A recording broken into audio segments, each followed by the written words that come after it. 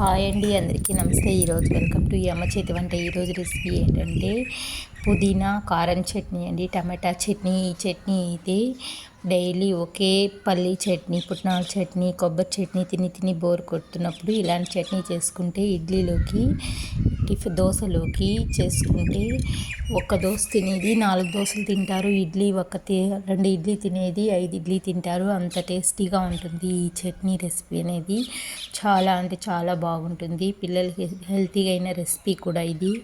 First ఈరోజైతే ఉదయం లేవగానే ఉసిరికాయ దీపం ఇంట్లో వెలిగించుకుంటే చాలా మంచిదని అయితే ఉసిరికాయ దీపం అయితే 40 రోజులు ఎవరైతే ఇంట్లో ఉసిరికాయ దీపం వెలిగిస్తారో వాళ్ళ ఇంట్లో లక్ష్మీదేవి వెళ్ళమన్నా వెళ్ళదో స్థిరంగా కూర్చుంటుంది. అంత శక్తివంతమైన పవర్ఫుల్ అయిన ఉసిరికాయ దీపం.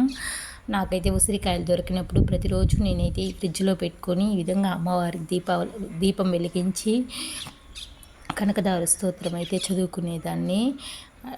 చదువుకున్న తర్వాత ఇప్పుడైతే మనం కారం చట్నీ అయితే ఎలా చేసుకోవాలో చూస్తాం. నేనైతే 2 స్పూన్ల ఆయిల్ అయితే వేసుకున్నాను. ఆయిల్ వేసుకొని పుట్నాలు అయితే 1 కప్పు అయితే వేసి పుట్నాలు బాగా వేయించిన తర్వాత ఎండుమిర్చి అయితే వేసి ఎండుమిర్చి కూడా ఫ్రై అయిన తర్వాత మనం ఒలిచి శుభ్రం చేసి పెట్టుకున్న పుదీనా ఆకుని వాష్ చేసి పెట్టుకున్న టమాటాలని, ఆనియన్స్ వేసి తగినంత సాల్ట్ అయితే వేసి బాగా ఫ్రై చేసుకోవాలి.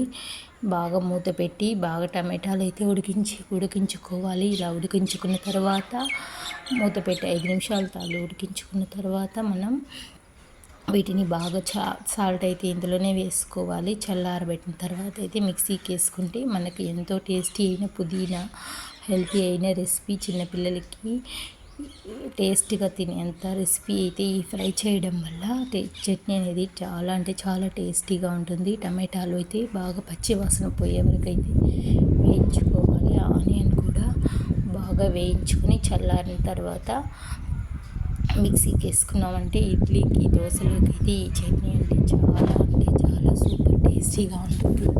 ప్రతి ఒక్కరు ఈ చట్నీని ట్రై చేసి చూడండి. మీకు ఎలా వచ్చిందో నాకైతే కామెంట్ చేయండి. మరిన్ని మంచి వీడియోల కోసం మన ఛానల్ని లైక్ చేయండి, ఫ్రెండ్స్ అండ్ రిలేటివ్స్కి షేర్ చేయండి, మన ఛానల్ని సబ్స్క్రైబ్ చేసుకోండి. Thank you for watching.